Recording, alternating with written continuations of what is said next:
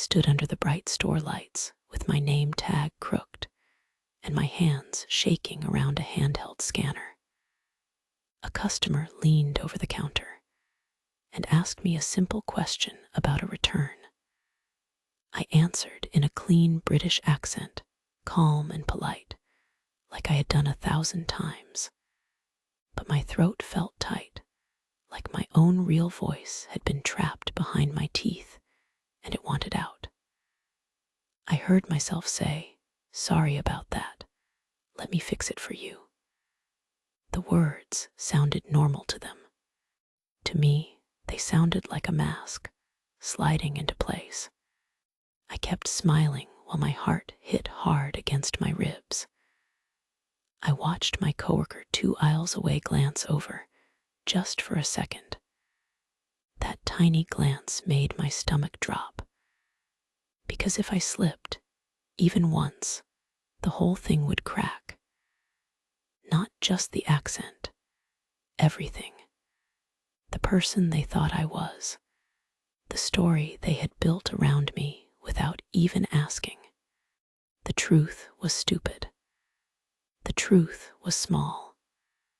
The truth was that my accent was fake, and it started because my friend dared me to use it in the interview.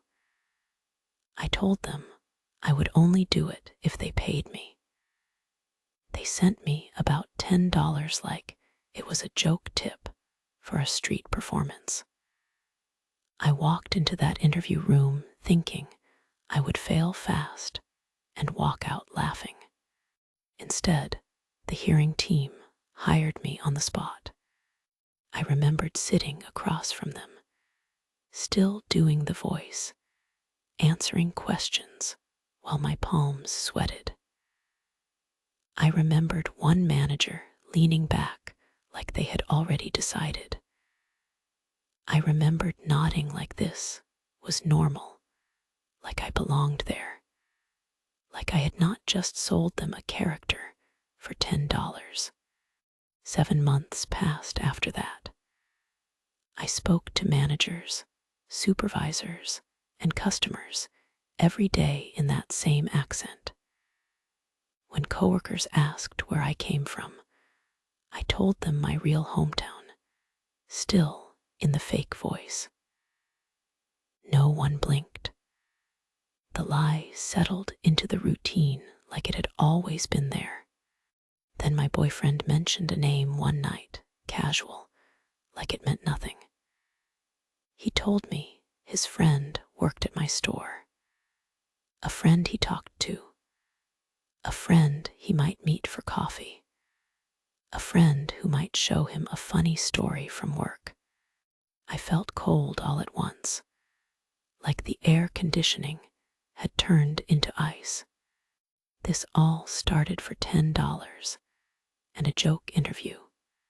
And now there was one person who could expose it without even trying. One casual conversation between 2 friends could end it. The sales floor always felt too bright, like the lights wanted to expose every mistake. I worked the front half of the store most shifts, close enough to the registers that I heard the beeps and the complaints, but far enough that people still treated me like the person who could fix things. I answered questions, checked stock on the handheld, walked customers to aisles, and made quick choices about what to say and how to say it. That was the real job. The other job was keeping my voice steady. I used the accent with everyone. Customers heard it first, and most of them loved it. They leaned in like I was part of the store experience. Some of them asked me to repeat myself, not because they did not hear, but because they enjoyed it. Managers heard it when they called my name across the floor, and I answered back without thinking, like it was natural. Coworkers heard it in the break room, in the stock room, in quick side comments while we faced shelves. If I ever used my real voice, even one sentence, it would not just sound different.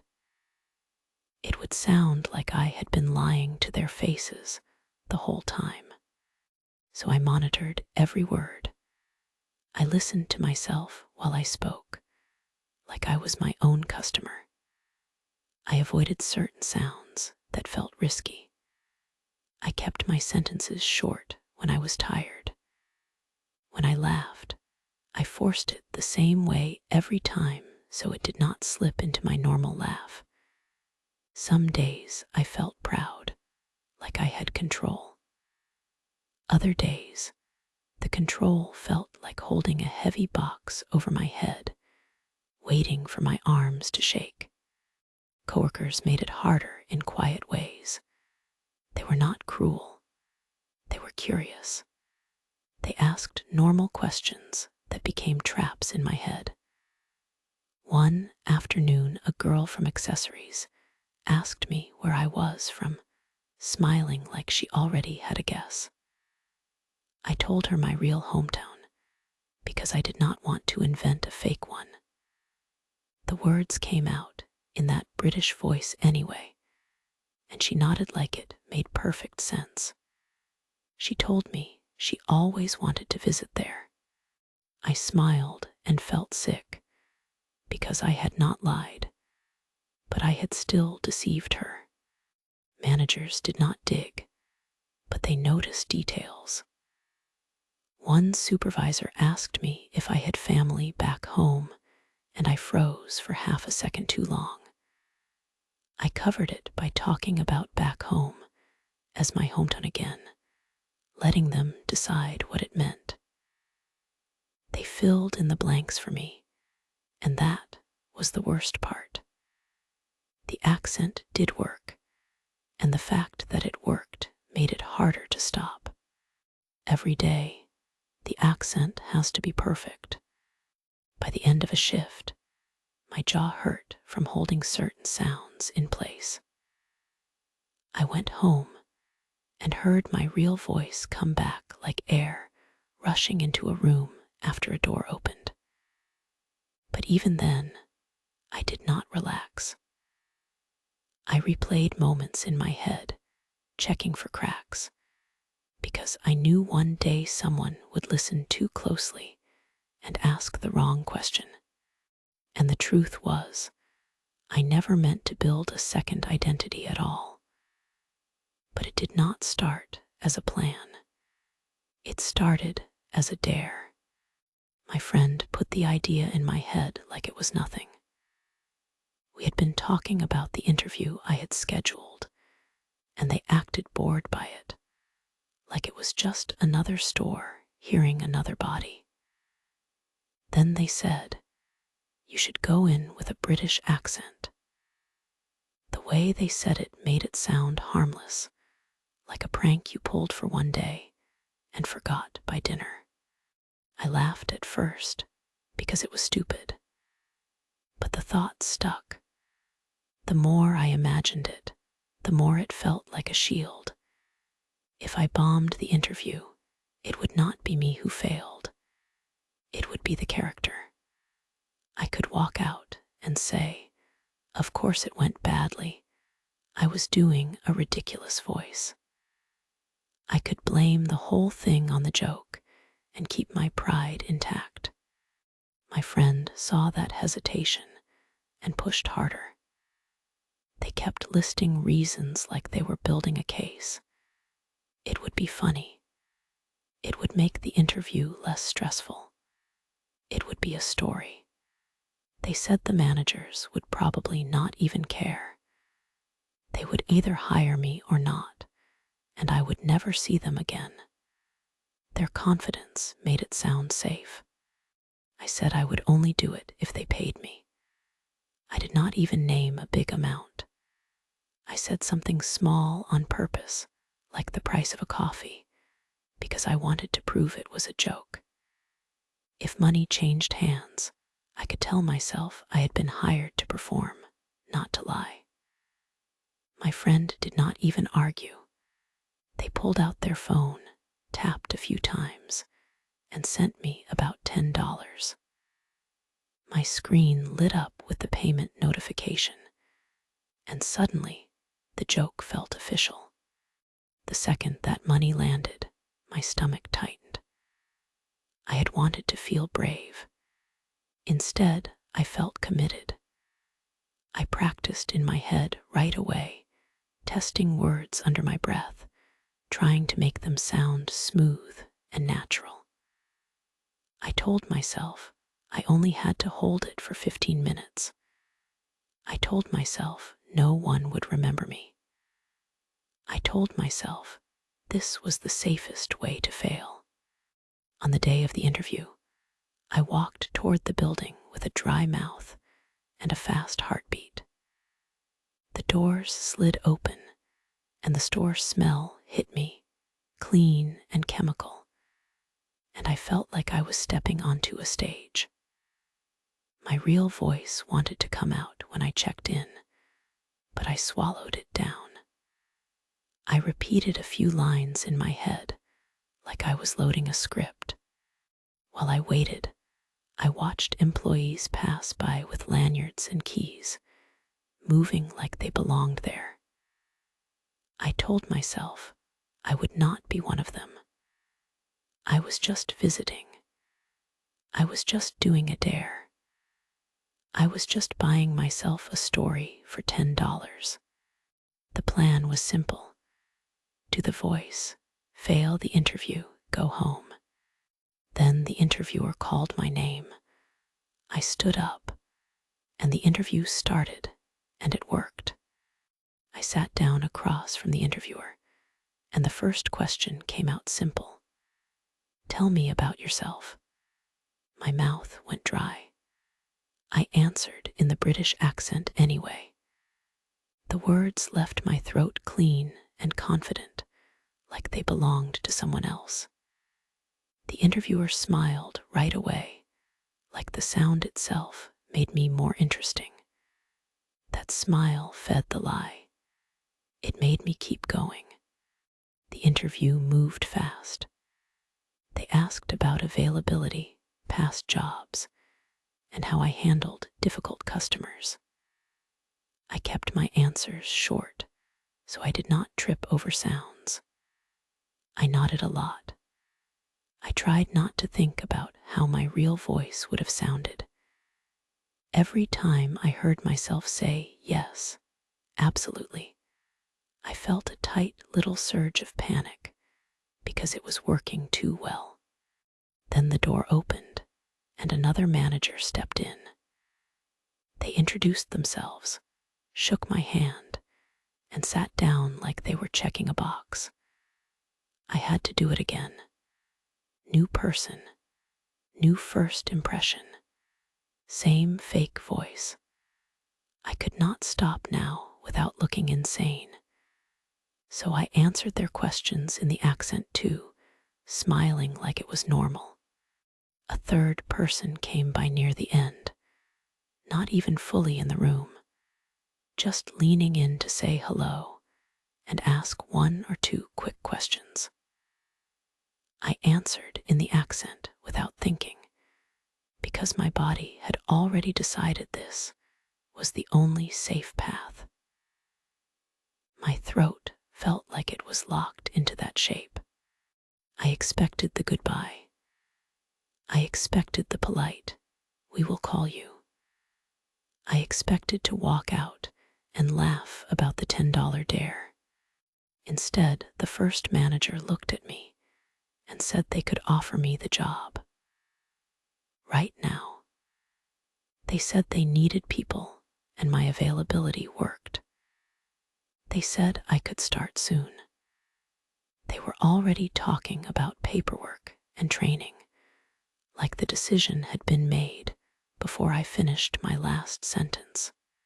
For a second, I did not understand what I was hearing. My brain held the words, but they did not connect. Offer you the job. Now, my hands went cold. I felt my face stay in a smile that no longer matched my body. I forced myself to answer. I said, "That would be brilliant. Thank thank you, still in the accent. The manager nodded like that was the most normal thing in the world. They slid forms toward me. They asked for my information. They explained next steps. And I kept replying in that voice because I could not find a clean place to change. That was the moment the joke became a problem. I had already spoken to multiple higher-ups in the accent. They had already accepted it.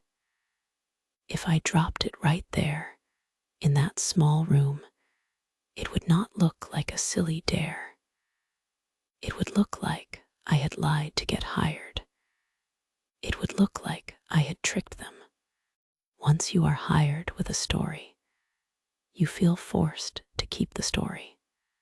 I walked out of that room holding onboarding papers, and the accent still sat on my tongue like glue.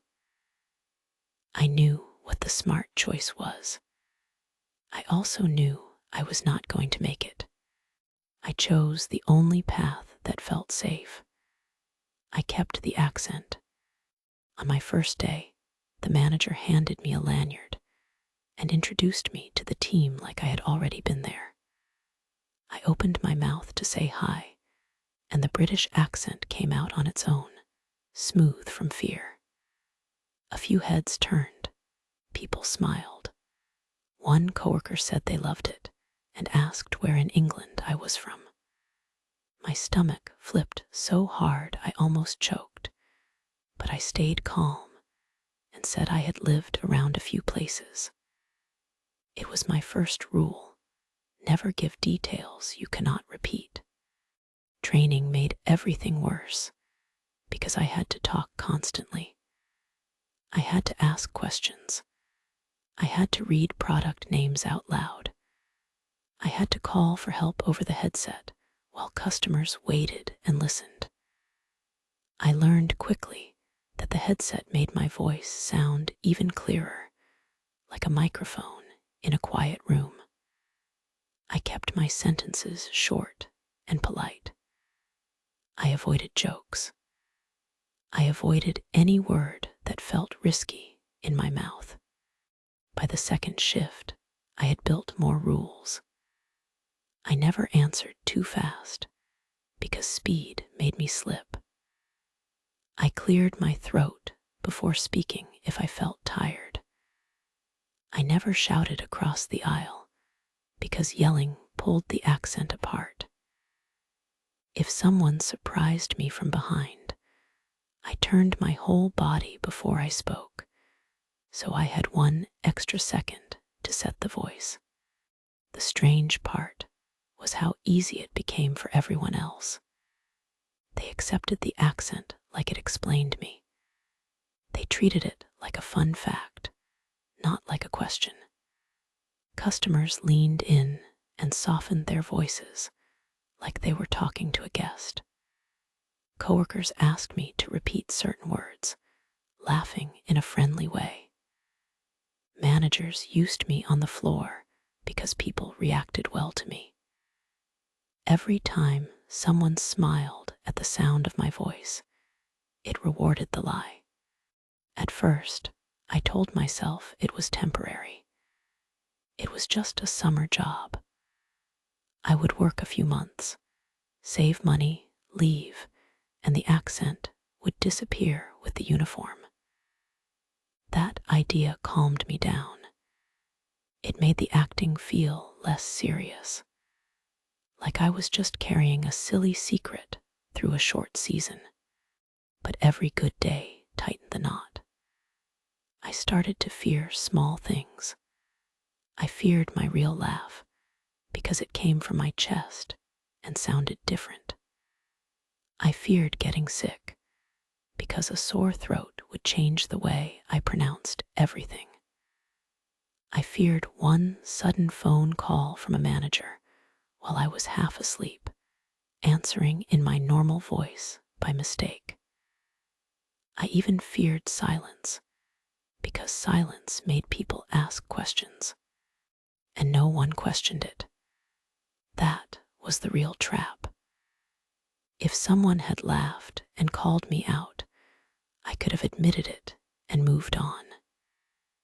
Instead, the store accepted the character completely. The accent turned into my name, my first impression, my whole place in the building. At first, it was a short-term problem, until time passed. I blinked, and the weeks stacked up. The days got shorter. The air outside cooled, and I realized summer had ended, but the accent stayed. 7 months passed, and the accent stopped feeling like something I put on. It started to feel like something the building demanded from me the second I walked through the doors. The moment I clipped on my name tag, my throat tightened, and the voice settled into place, like a routine I could not skip. By then, the managers did not treat me like the new person anymore. They used my name with confidence. They sent me to handle customers who looked angry. They asked me to train newer hires on small tasks. And every time they spoke to me, they expected that same sound back. It was not a funny detail anymore. It was part of how they recognized me. Coworkers knew me too, but they only knew the version of me that lived at work. They knew me as polite, calm, and a little different. The accent made people assume things. It made them assume I was more patient than I was. It made them assume I had an interesting past. It made them assume I had come from somewhere else and landed here, which meant they had a reason to be curious. That curiosity became its own kind of pressure. At first, people had only made light comments, like asking me to say certain words. Months later, they started asking for real details, not because they suspected anything, because 7 months was long enough to feel like friendship. They asked what my family was like. They asked if I missed home. They asked why I had ended up in this town. They asked what school was like where I grew up. Each question sounded normal. Each question felt like a hand reaching for a loose thread. I kept answering with half-truths. I talked about my real childhood, my real hobbies, my real hometown. I just delivered it through the wrong mouth. Sometimes that made it worse, because I could see them building a picture in their heads that did not match reality. I could see them filling in gaps with the accent as proof. If I ever admitted it, I knew they would replay every conversation and wonder what else had been fake. That was why I could not stop. Stopping did not feel like switching back to normal. It felt like confessing. It felt like standing in the middle of the sales floor and announcing that I had fooled everyone, including the people who had trusted me with keys, training, and customers. So I kept going, even on days when my jaw hurt, even on days when my voice cracked and I had to cover it with a cough, even on days when I drove to work in silence, practicing under my breath at red lights, like I was studying for a test I could never pass. A lie did not need to be big to become permanent. It only needed time. By month 7, the lie had a shape. It had memories attached to it. It had relationships built around it. And the longer it lasted, the more dangerous the truth felt. Then coworkers started asking the normal questions, the ones that sounded harmless, the ones that always ended with the same trap. So where were you born, exactly? The question always came when my guard was lowest. It never sounded like an interrogation. It sounded like kindness. A coworker leaned on the counter. A customer waited for a price check, and someone asked, "So where are you from?" I had learned to smile first. Smiling bought time. Then I said my real hometown clearly, in that British accent. I kept doing that because it was the one piece of truth I could hold on to without building a second fake life. I did not invent a London neighborhood. I did not claim a visa story. I just said the town I had actually grown up in, and I let them do the math in their own way. Most people did not do any math at all. They just nodded and said, "Oh wow, I never would have guessed," because the accent did all the work for them. It made them think travel, family, some complicated background that explained everything. The less I explained, the more they filled in. That was the dangerous part. Their belief was stronger than my lie. Sometimes they asked follow-up questions anyway. How long had I lived here? Did I miss home? Why did I move? Each time I felt my body go rigid. I answered with safe, boring truths. I said I had moved around a bit. I said family stuff. I said school. I kept it plain and kept it short. If I did not add new details, there were fewer things to contradict later. In my head, I had one excuse I repeated like a prayer. I told myself I had grown up around people with British accents, not in my own house, but close enough that I could copy it. I told myself that made it less wrong, like my mouth had just picked up a sound and never put it down. It was a weak excuse, but it helped me sleep. The worst moments happened after work, when I met up with friends or talked to my boyfriend, and my real voice came back. It always came back fast. My normal voice sounded plain to me, almost naked, like I had stepped outside without clothes. I would hear myself speak, and I would flinch, because I knew no one at work had ever heard that version. Then I would think about someone from work hearing it by accident and watching their face change in real time. On some nights, I practiced switching between the voices in my car before driving home. I would say a sentence in my work voice, then repeat it in my real voice, then go quiet and listen to the difference. It made my stomach twist. The gap between the two versions of me felt too wide to jump across safely. It was not the accent that broke you. It was the small questions, because each small question reminded me that this was not just a sound anymore. It was a story people carried around about me, and stories spread in retail. One person told another. Someone mentioned me to a friend. A customer remembered me. A manager repeated something I had said months ago. The lie became a chain of tiny connections I could not see. And now, someone from outside work was connected to someone inside work. I found out by accident, the kind of accident that sounded harmless when my boyfriend said it. We were talking, and he mentioned a friend from his group, someone he had known for a while. He said the name like it meant nothing. My whole body reacted anyway, because I knew that name from the schedule board at work.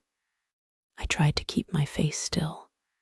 I asked a casual question, like I did not care. Which one was that again? He described them, and it matched. Same age, same hobbies, same little detail about where they hung out. It was my coworker, the person who had heard my fake voice for months, the person who had laughed at my jokes in that fake voice, the person who greeted me every shift by copying one of my words back at me. The room felt smaller after that. My boyfriend kept talking, but I stopped hearing the story and started hearing the danger inside it. I pictured my boyfriend and that coworker sitting together somewhere, relaxed, telling stories. I pictured my name coming up because it always came up when people talked about their day. And in their story, my name came attached to that voice. I thought they might talk tonight. I thought he might say, "There is this British guy at my job," and my boyfriend might laugh and say, "British? What are you talking about?" I thought he might show them a video on his phone. He might play a voice message from me. He might put me on speaker without thinking. It only took one moment of my real voice, one normal sentence said without the mask, for the whole thing to collapse. I had built my work life on a sound. Even my smallest habits depended on it. The way I said hello, the way I apologized to angry customers, the way I asked for help over the headset. I knew exactly what people at work expected from me. If they ever heard my real voice, it would not just be surprising. It would feel like betrayal. Like I had been studying them the whole time, and they had not been studying me at all. The secret was safe only while worlds stayed separate. That separation was gone. Now there was a bridge between my job and my real life, and I had no control over who walked across it. I could not watch every conversation my boyfriend had. I could not follow him around and stop him from mentioning my name. I could not stop a coworker from saying, "You know who is funny? That British one at my store." I could not stop my boyfriend from replying, "Wait, what?" I started to rehearse disaster like it was already happening. I imagined my coworker's face the next day, the moment they realized.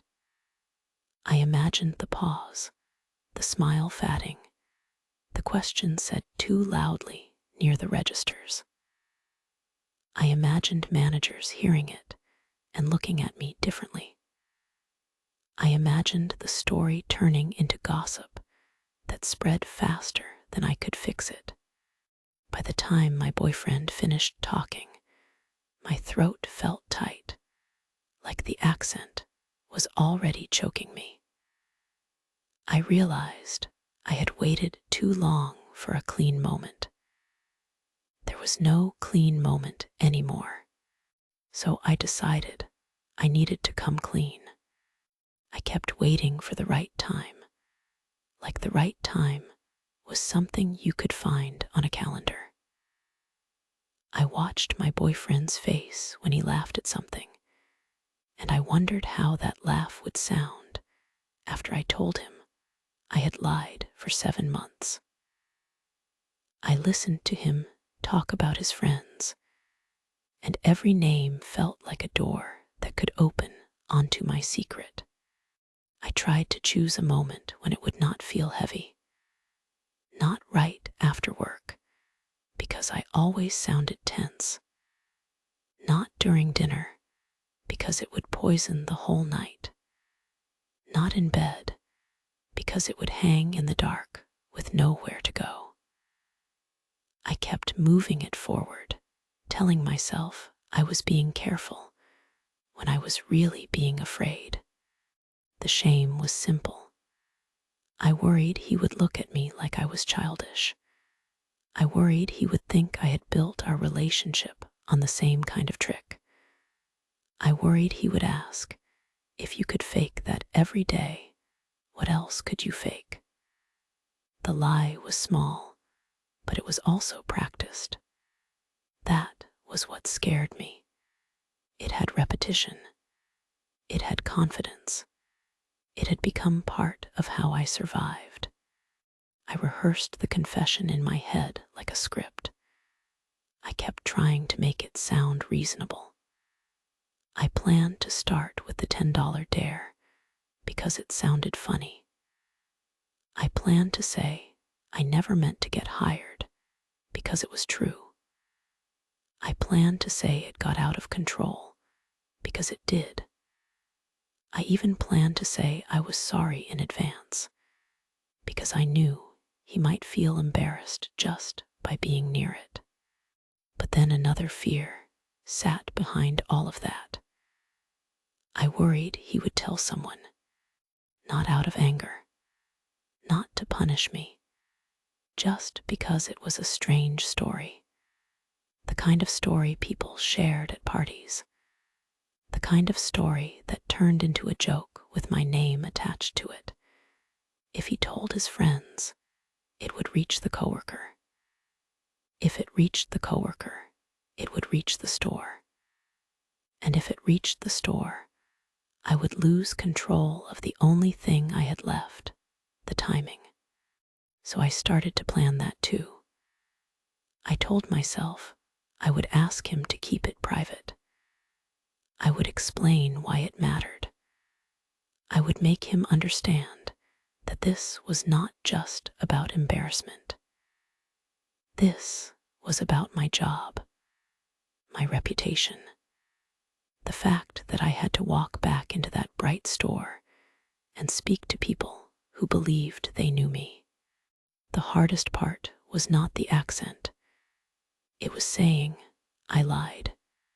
I carried it around for days, feeling it press against my ribs every time my phone buzzed with a work message.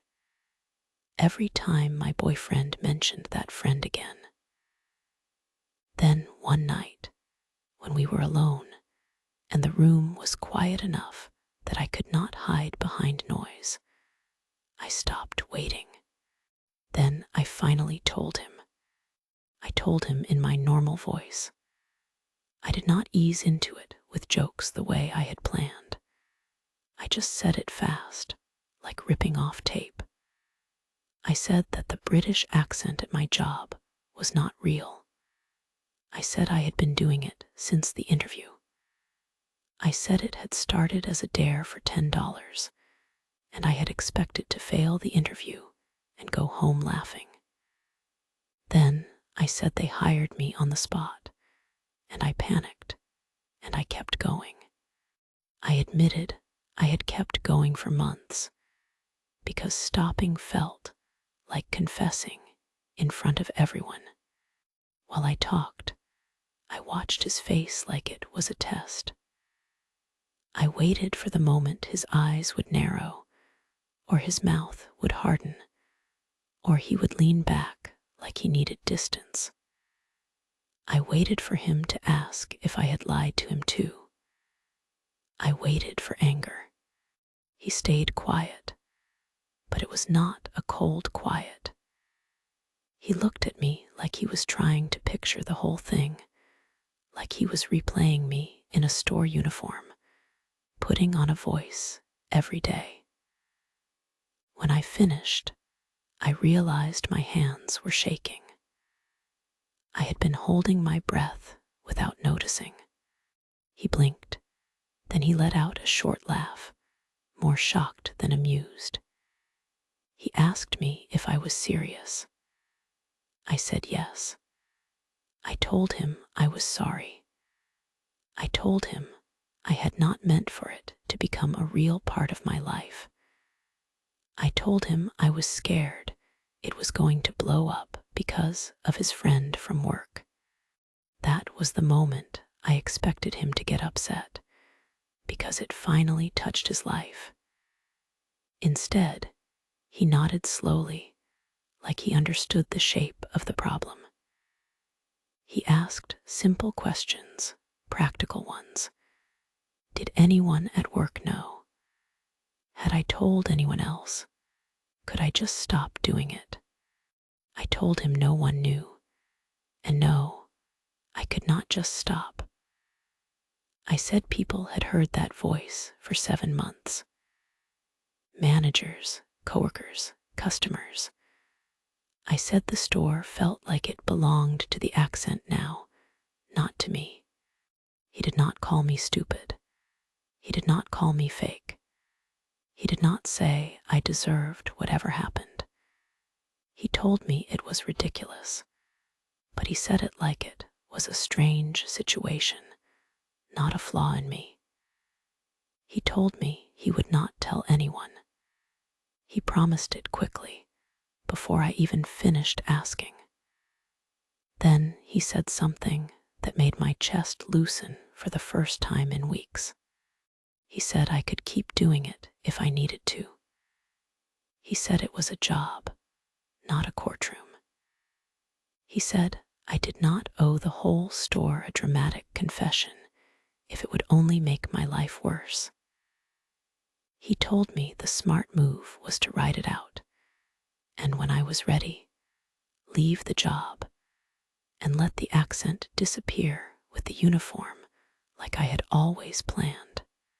One honest conversation changed the weight of the secret. I was still trapped at work, but I was not trapped alone anymore. I felt lucky, almost dizzy with relief. But the workplace still did not know, and his friend was still my coworker, and I still had to walk back in and speak with that borrowed voice. So what now?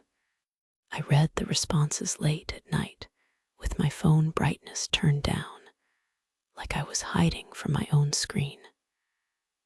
My boyfriend had gone to sleep already, calm in a way I could not copy. I lay there listening to the quiet and scrolling, feeling like I had taken the mask off in public for the first time. At work, my lie had been private and controlled. Online, it had become a story that belonged to strangers. The first wave of reactions hit me like laughter from another room. A lot of people treated it like harmless comedy. They saw the $10 dare and the bad luck of getting hired, and they acted like it was a funny mistake that had grown legs. They focused on the absurd part, the idea of me standing under bright store lights and selling products while also performing a character. In their eyes, it was a sitcom problem, not a real one. Some of them even made it sound like retail was so stressful that a stupid secret like mine was almost normal, like everyone needed a private joke just to get through the day. That camp made me feel lighter for about 10 seconds. If enough people laughed, maybe it meant the lie was not dangerous. Maybe it meant I could keep going until I quit and never deal with it. But even while I read, my stomach stayed tight, because I knew those commenters did not have to look my coworkers in the eye the next morning. They were not the ones who would stand at the registers and hear someone repeat my name in that voice. Then I kept scrolling, and the tone shifted. Another group did not laugh. They treated it like a trust problem, simple and sharp. They pointed out that coworkers deserved honesty about basic things, even if it was only an accent. They brought up how people relied on small signals to know who they worked with, and how a lie could make a person feel foolish later. They made the point that time mattered, that a short joke was one thing, but months turned it into something else. Reading those reactions felt like someone pressing on a bruise I had been protecting. This camp scared me because they were not wrong. I had not stolen money. I had not hurt a customer, but I had made myself into a different person at work and let relationships form around it. I imagined my coworkers reading the same comments, nodding, deciding that I was not just silly, but untrustworthy. The word untrustworthy kept echoing in my head because it sounded like something a manager would use in an office with the door closed. I wanted to argue with them in my mind. I wanted to explain that I did not pick the accent to trick anyone. I had picked it because it felt like a prank that would die in an hour. But the longer I stared at the screen, the more I understood what they meant. Even if the lie was small, it was still a lie I repeated every shift. A third kind of response showed up after the judgment and jokes. These people sounded less interested in blaming me and more interested in what I should do next. They treated it like a problem you solved carefully, like a leak you patched before it flooded the house. They warned that if I dropped the accent overnight, people would notice and push for answers. They suggested that the safest choice was the least dramatic one, either fatting the accent slowly or making a clean break later. Some of them focused on protecting my job first, because the job was real and the internet was not. This advice did not comfort me. It made the whole thing feel even more permanent. A gradual change meant weeks of acting and watching faces. A clean break meant waiting until I could quit, which meant more days of tightening my throat and putting the voice on like a uniform. Strategy did not remove the fear. It only admitted the fear was reasonable. As I read, I realized the comments were not really 3 separate conversations. They were 3 different ways of staring at the same trap. The funny camp treated the trap like a stage. The trust camp treated it like a moral failure. The practical camp treated it like a live wire that had to be handled with gloves. 3 camps agreed on one thing. The longer it went, the harder it got. I set my phone down for a moment and listened to the silence again. My boyfriend breathed evenly beside me, and I felt a strange split inside my own chest. Part of me wanted to laugh and call it harmless. Part of me wanted to confess to everyone and accept the shame. Part of me wanted to plan an escape so clean that no one would ever ask questions. Then I picked the phone back up and kept scrolling. And the next group of reactions tightened everything again. Because they stopped debating whether it was funny or wrong or solvable, and they asked the question I had been running from since day one. What happened when my coworkers found out? The comments that asked what would happen when my coworkers found out did not stop there. They split again, like the internet always did, into people who wanted a clean ending and people who wanted a bigger mess. One group pushed me toward honesty right away. They said the confession would be painful, but quick. They acted like my anxiety was a debt that got bigger every day, and the only smart move was paying it off. They argued that if I owned it openly, it could turn into a story people laughed about with me instead of at me. They focused on control. They said it was better to choose the moment and choose the words than to wait for exposure, because exposure always sounded worse than confession. I understood why that advice sounded brave. It also sounded like stepping into traffic on purpose because you were tired of waiting at the curb. I tried to picture myself walking into the break room and saying, "Hey, just so you know, that accent was fake."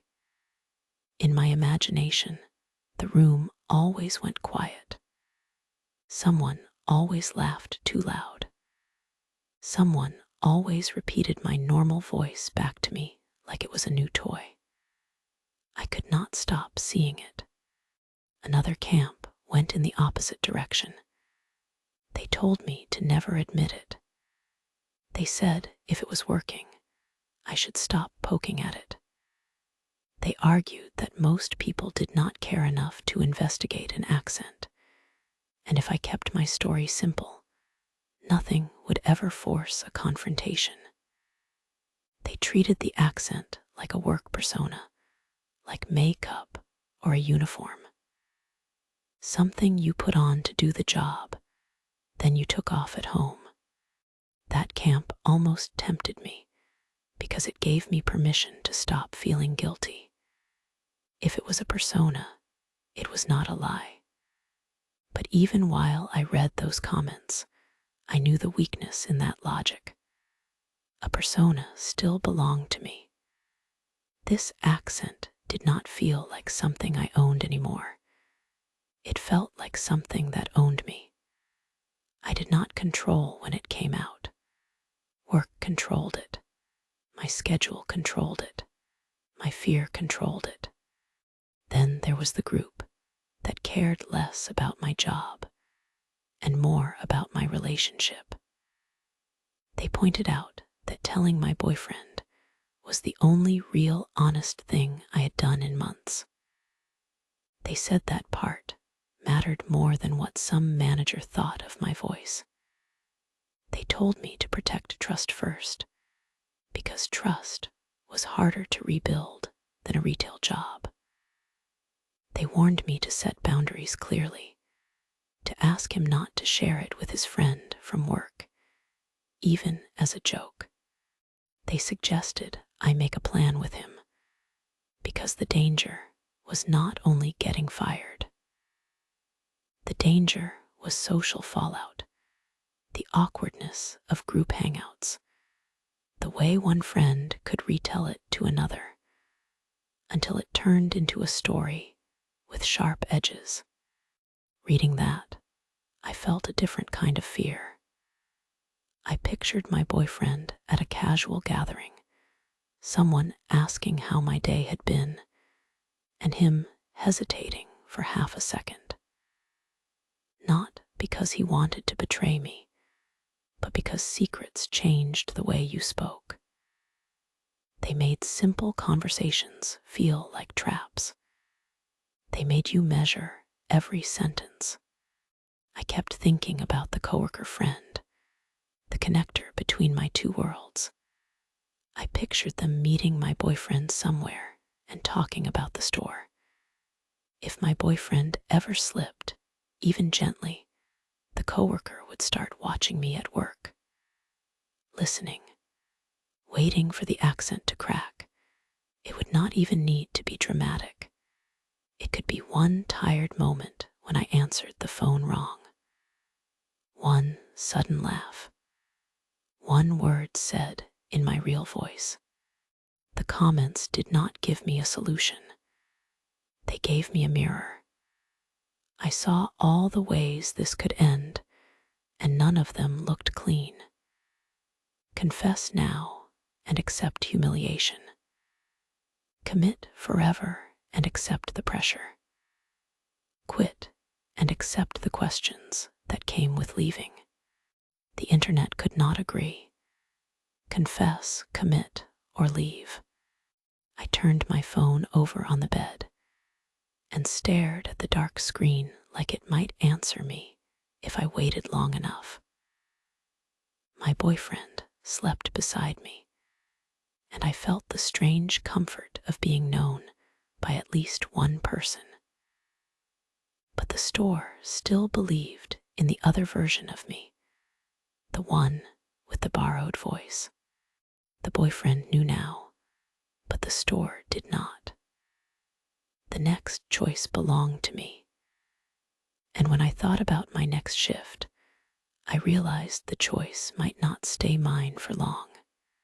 When I finally said it out loud to my boyfriend, I felt like I had set down something heavy I had been carrying in my arms for months.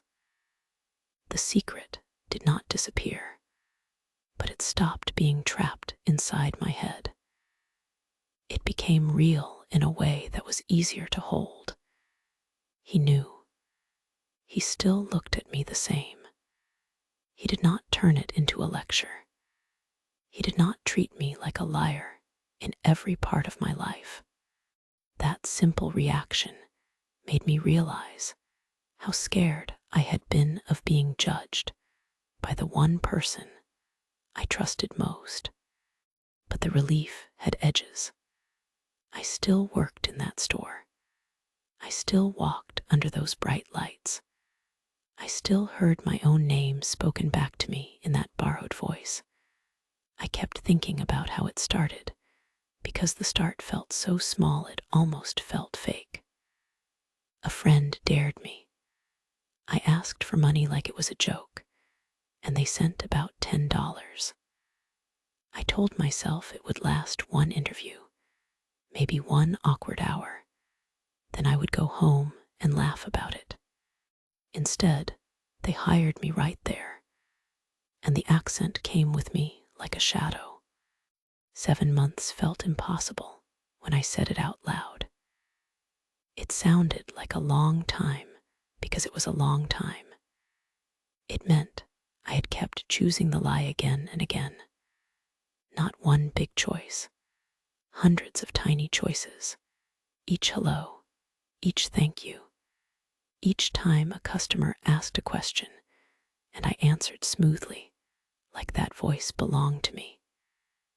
Each time a coworker asked where I was from, and I gave them my real hometown while still wearing the fake sound, hoping no one would notice how strange that was. It was hard to stop for a reason that still embarrassed me. I did not want conflict. I did not want attention. I did not want the heat of everyone looking at me at the same time. The longer it went on, the more it stopped being a joke and started being a wall between me and everyone at work. I could be friendly without being known. I could talk all day without saying the one thing that mattered, which was that I was not who they thought I was. And once I understood that, I understood the real trap. The accent was not the point. The hiding was. I kept telling myself it was harmless because no one had been hurt. I did my job. I showed up. I helped customers. I did not steal or insult anyone. But I also knew the truth could still hurt, not like a crime, but like embarrassment that spread from one person to another. If my coworkers found out, they might feel stupid for believing me. They might wonder what else was fake. They might laugh. They might get quiet. The fear of that moment had guided me more than I wanted to admit. So I stayed in the middle, between honesty and panic, with my boyfriend on one side and my workplace on the other. One side knew the truth and felt safe. The other side still lived inside the lie, and I could not imagine the first second after it broke. If you had been in my situation, would you have admitted it at work? slowly changed the voice over time, or left and started fresh somewhere else. I wanted to know what people believed honesty should look like in normal everyday life, when the lie was stupid, but the shame felt real. I wanted to know what choice you would have made and why, because tomorrow morning I still walked through that store door, and the first word mattered.